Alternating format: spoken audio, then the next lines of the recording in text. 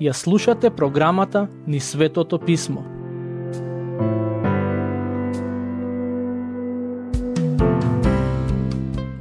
Драги слушатели, денешната епизода ќе ја започнеме со обработка на глава 16 од Евангелието според Лука, конкретно со една парабола која често се толкува на погрешен начин.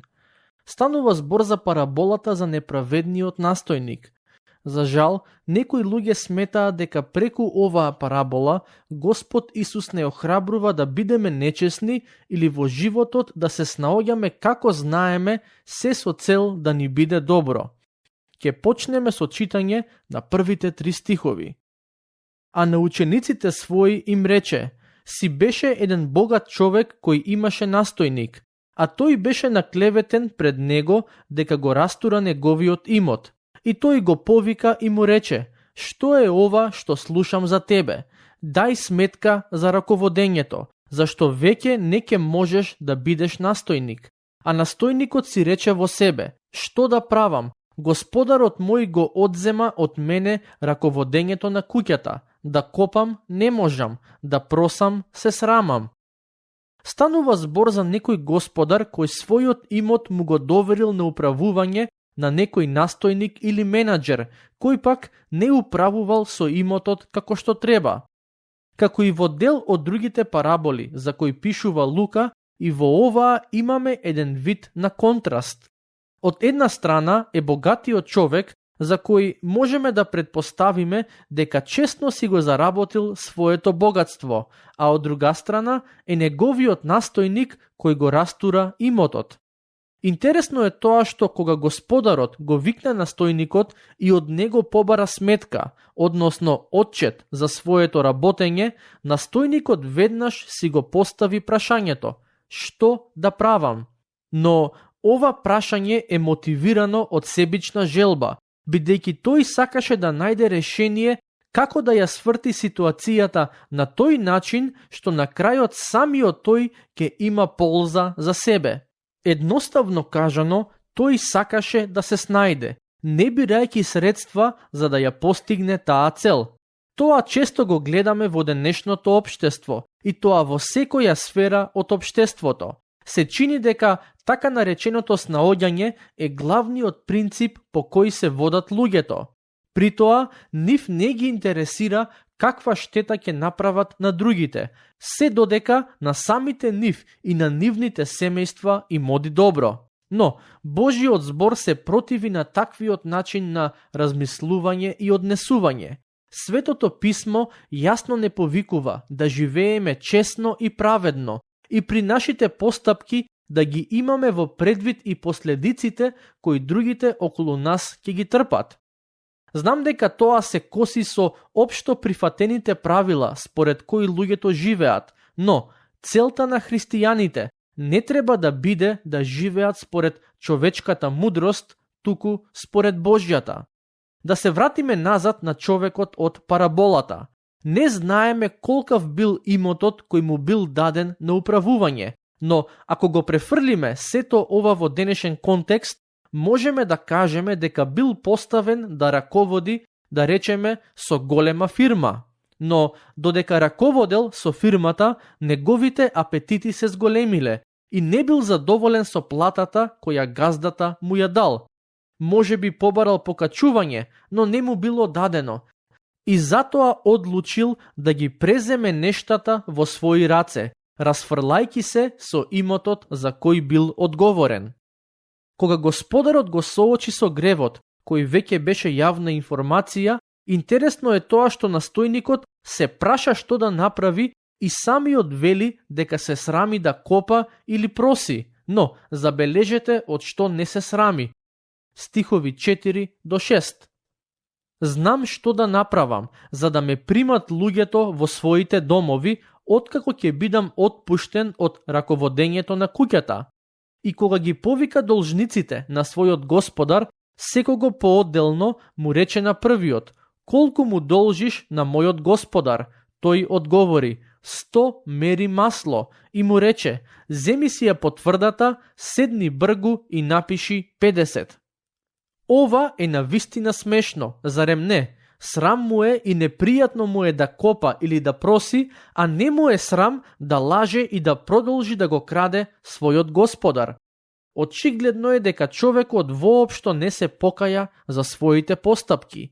Може би сакаше да продолжи да живее на висока нога, но за да ја исполни таа цел, одлучи да се користи со нечесни средства. Во суштина, тој на должниците на својот господар им прости дел од долговите, а целта за таа постапка беше желбата да си создаде нови пријатели кои понатаму ќе му помогнат кога ќе има потреба. Стихови 7 и 8.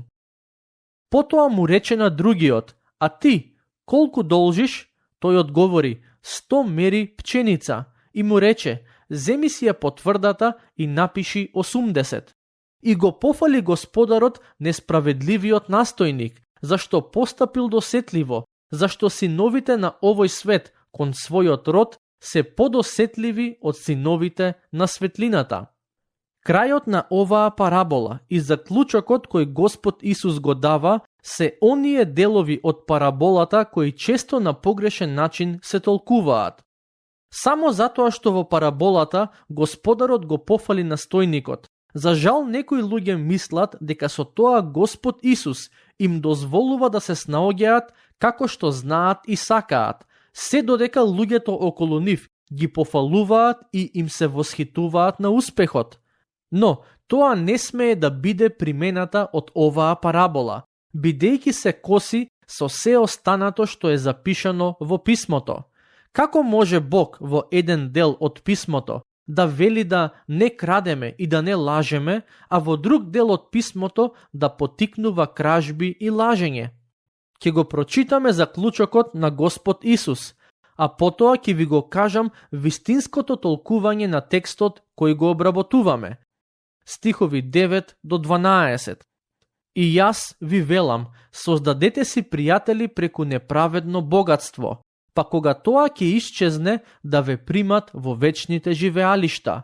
Верниот во малку и во многу е верен, а несправедливиот и во многу и во малку е несправедлив. Па така, ако во неправедното богатство не бевте верни, кој ќе ви го довери вистинското? И ако во туѓото не бевте верни, кој ќе ви го даде вашето? Замислете, Господ Исус ни вели да си создадеме пријатели преку неправедно богатство. Дали со тоа ни дава зелено светло за да даваме мито? Зарем давањето мито не подразбира создавање пријатели преку неправедно богатство? На прв поглед ова изгледа како навистина шокантна изјава, која не би очекувале да ја чуеме од Господ Исус. Но, што е поентата на сето ова? Зборовите преведени како неправедно богатство не се однесуваат на богатство кое е заработено на нечесен начин, туку на земното богатство. Би рекол дека иако е послободен, ама терминот земното богатство е многу посоодветен превод на суштината на Исусовите зборови. Тоа што Господ Исус сака да не охрабри да го направиме е да го користиме земното богатство на начин кој ќе им биде од полза и за благослов на другите околу нас. Тој како да вели, користете го земното богатство за да се збогатите духовно, за кога земното богатство ќе исчезне, а при смртта секој од нас ќе се одвои од богатството, да можете да бидете примени во вечните живеалишта, односно во рајот. Овој Исусов совет е сличен како оној во Евангелие според Матеј, каде тој вели да собираме богатства на небесата, каде рѓа не може да ги допре, ниту крадец може да ги украде. Низ годините јас имам сретнато христијани, кои имале различен пристап кон парите. Некои од нив заработуваа многу, ама не беа дарежливи, и таа нивна недарежливост всушност беше знак на нивната духовна незрелост. Сум сретнал и такви кои имале големи и успешни бизниси, и голем дел од финансиите ги вложуваа во помагање на другите, ширењето на Евангелието, поддршка на христијански цркви и организации и слично. Но, оваа парабола и нам денес не соочува со прашањето како се справуваме со земното богатство. Дали го користиме за духовно да се богатиме? Кога некој ќе дојде да ви побара помош, дали и помагате на таа личност согласно можностите? Или пак наоѓате изговори зошто да не го сторите тоа? Патем, тука сакам да нагласам нешто многу важно, а тоа е дека давањето финансии не значи дека ние со тоа го заслужуваме нашето спасение.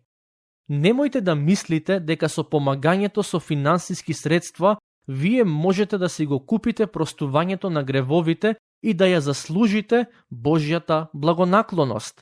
Простувањето на гревовите и спасението се бесплатен дар за оние кои веруваат, но оние кои веруваат истовремено се повикани да бидат дарежливи и да помагаат на другите.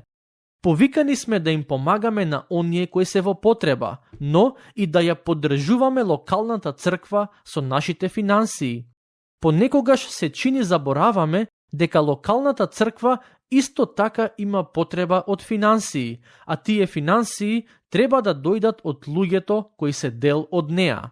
Не само тоа, туку некогаш црквата ќе започне некаков проект или иницијатива за да им помогне на некои ранливи групи во општеството.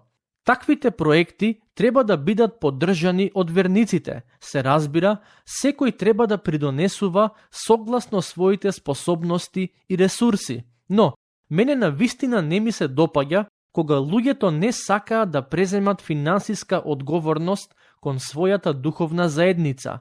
Тоа е симптом на духовна незрелост.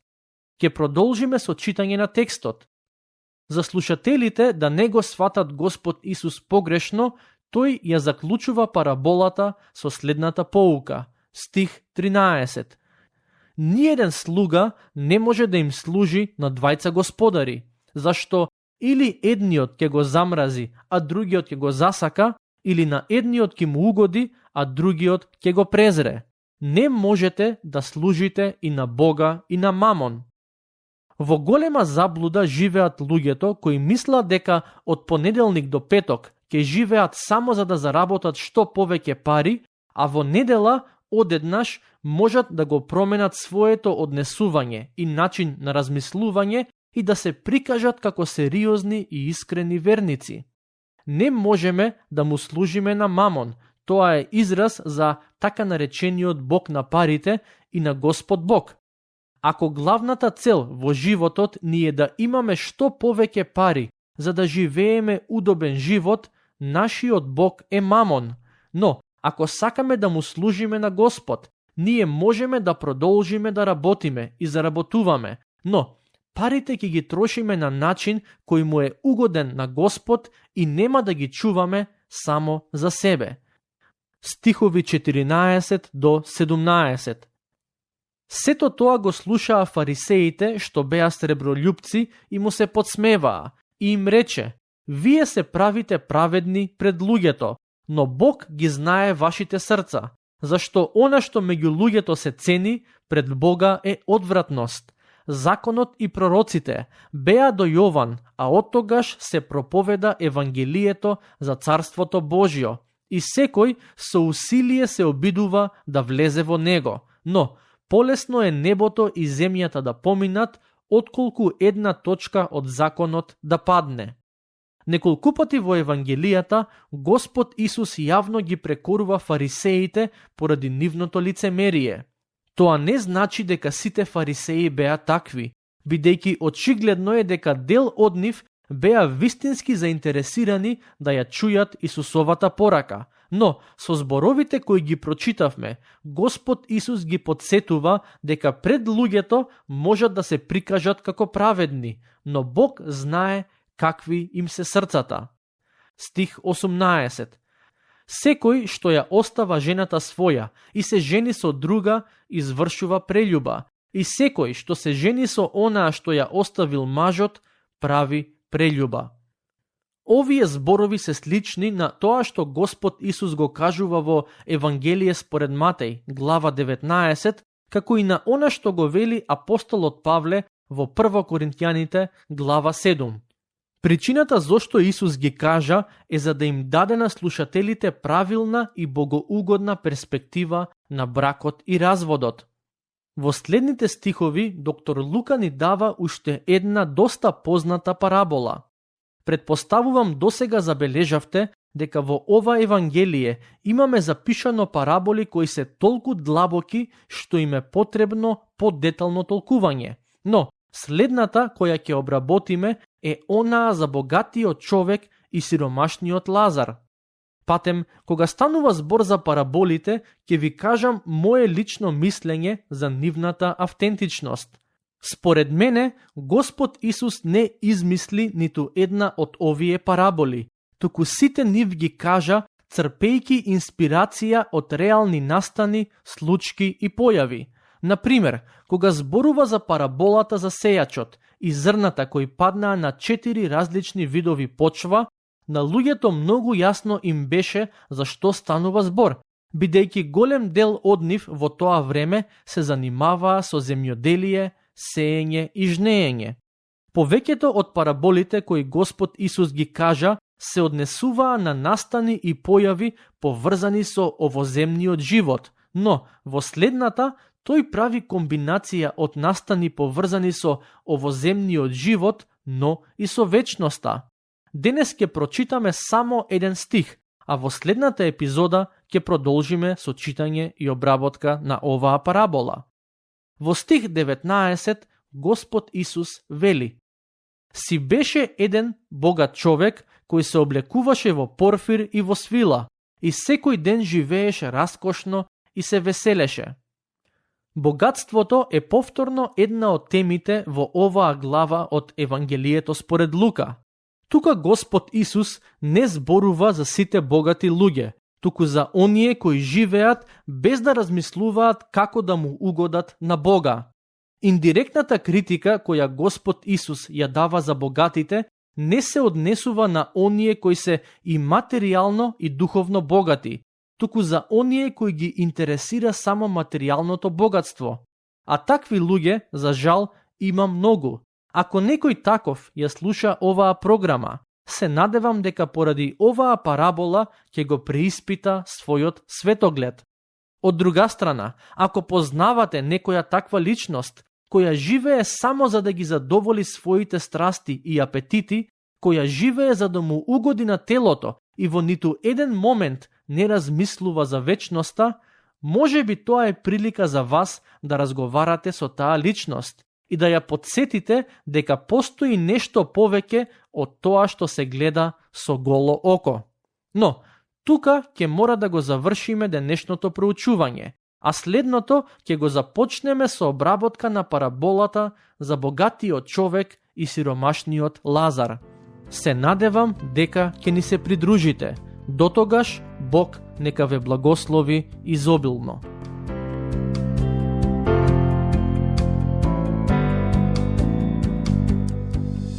Слушнавте епизода од програмата Низ Светото Писмо.